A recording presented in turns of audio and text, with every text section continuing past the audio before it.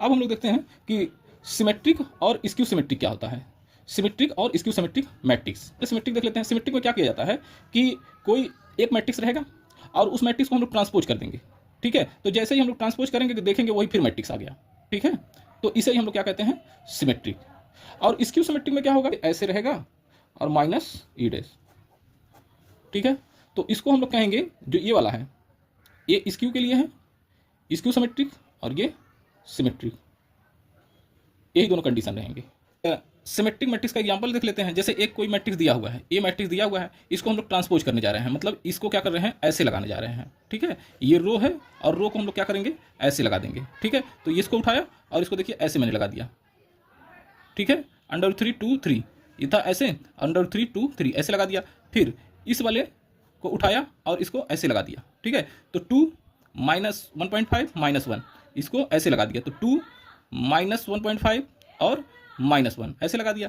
फिर इसको उठाया, ठीक है, और इसको ऐसे लगा दिया, ठीक है। तो ये 3 है, -1 है और 1 है, तो इसको ऐसे लगा दिया, 3 -1 और 1, ठीक है। तो अब हम लोग देख रहे हैं कि जो ये है एलिमेंट वो ही सेम ए भी दिख रहा है, तो ए बराबर ए डैश दिखने लगा। इसी को हम लोग कहते हैं सिमेट्रिक मैट्रिक्स। मतलब तो हम लोग देख रहे हैं कि ये वाला और ये वाला, मतलब हम लोगों ने इसको क्या कर दिया, ट्रांसपोज कर दिया, मतलब रो को कॉलम में कर दिया, तब भी उसका कोई इफेक्ट नहीं पड़ा, वही चीज मिल गया। तो ए बराबर ए डैश ए ट्रांसपोज ही मिल गया। तो इसे ही हम लोग क्या कहते हैं, सिमेट्रिक ऑफ मैट्रिक्स। एक कोई इसका एग्जाम्पल में हम लोग देख ले रहे हैं, क्योंकि कंडीशन तो हम लोग जानते ही हैं कि ए ट्रांसपोज बराबर -a हो जाना चाहिए। तो चलिए हम लोग देखते हैं कि मान लीजिए बी कोई एक मैट्रिक्स दिया हुआ है, ठीक है। लास्ट में क्या आ जाएगा कि b बराबर -b डैश आ जाएगा। चलिए ठीक है, तो देखते हैं। ये देखिए हमेशा जो स्क्यू सिमेट्रिक मैट्रिक्स होगा ना, उसका जो डायगोनल एलिमेंट होगा वो हमेशा 0 होगा, ठीक है। और जो करस्पॉन्डिंग एलिमेंट होंगे ना, करस्पॉन्डिंग एलिमेंट, ठीक है, ये हमेशा अपोजिट साइड में होंगे। देखिए जैसे ई है तो -e, एफ है तो -f, जी है तो -g, ठीक है। अब इसको हम लोग क्या करते हैं, ट्रांसपोज करते हैं,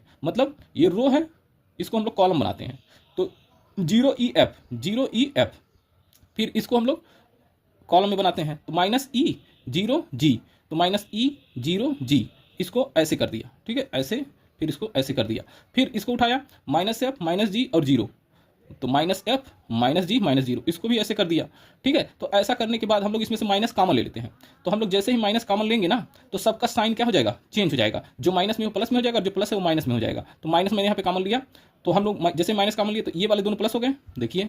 और ये माइनस में था, ये भी प्लस हो गया। और ई था माइनस प्लस में था, तो ये माइनस में हो गया। और जी था प्लस में था तो माइनस हो गया। और एफ था प्लस में तो माइनस में हो गया, ठीक है। तो हम लोग देख रहे हैं कि ये वाला, इसको हम लोगों ने ट्रांसपोज किया था, तो बी ट्रांसपोज और इक्वल टू -b, वही आ गया कंडीशन। तो इसे ही हम लोग क्या कहते हैं, स्क्यू सिमेट्रिक मैट्रिक्स। एक चीज और हम लोग देख लेते हैं, sum of symmetric and skew symmetric matrix.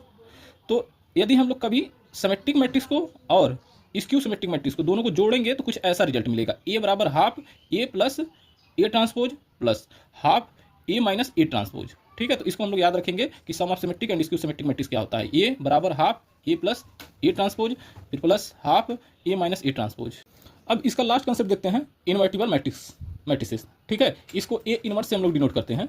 इसमें क्या करना रहता है कि कोई एक मैट्रिक्स ले लेंगे ए, ठीक है, और एक मैट्रिक्स रहेगा बी, तो ए और बी दोनों को मल्टीप्लाई करेंगे, फिर बी इंटू ए को मल्टीप्लाई करेंगे, उसका इक्वल आ जाना चाहिए आइडेंटिटी, ठीक है। ए इंटू बी मल्टीप्लाई किया, फिर equal to B into A multiply किया, तो दोनों का रिजल्ट क्या आना चाहिए, आइडेंटिटी मैट्रिक्स। इसी को हम लोग क्या कहते हैं, इनवर्टिबल मैट्रिसेस, ठीक है। तो देखिए जैसे मान लीजिए एक ए मैट्रिक्स ले लिया और एक बी मैट्रिक्स ले लिया, ठीक है। तो ए इंटू बी पहले मैं करने जा रहा हूँ, पहले ए इंटू बी किया, ठीक है, मल्टीप्लाई किया, तो मल्टीप्लाई करने देख रहे हैं हम लोग क्या आ रहा है, 1 0 0 1, तो ए हो गया आइडेंटिटी मैट्रिक्स। फिर बी इंटू ए कर देता हूँ, बी इंटू ए कर दिया, ठीक है। तो बी इंटू ए करने पे देखा हम लोगों ने, फिर क्या आ गया, 1 0 0 1, तो ये क्या हो गया, आइडेंटिटी फिर आ गया। तो इसका मतलब क्या है, ए इंटू बी बराबर B into A equal to I, ये प्रूफ हो जा रहा है। तो इसका मतलब क्या हो गया, इसका मतलब ये होगा ना कि ए और बी दोनों एक दूसरे के क्या होते हैं, अपोजिट होते हैं, यानी कि इनवर्स। देख रहे हैं कि जो बी है वो ए का क्या है, इनवर्स है, तो बी इज इनवर्स ऑफ ए। तो हम लोग जितना भी कंसेप्ट था मैट्रिक्स में, ठीक है, मैंने सारा कंसेप्ट बता दिया। अब चाहे तो हम लोग सारा क्वेश्चन लगा सकते हैं, कंसेप्ट में कोई दिक्कत नहीं होगी, प्रैक्टिस में दिक्कत हो सकती है, तो आप प्रैक्टिस कीजिए। अब इसके बाद मैं डिटर्मिनेंट का बनाऊंगा।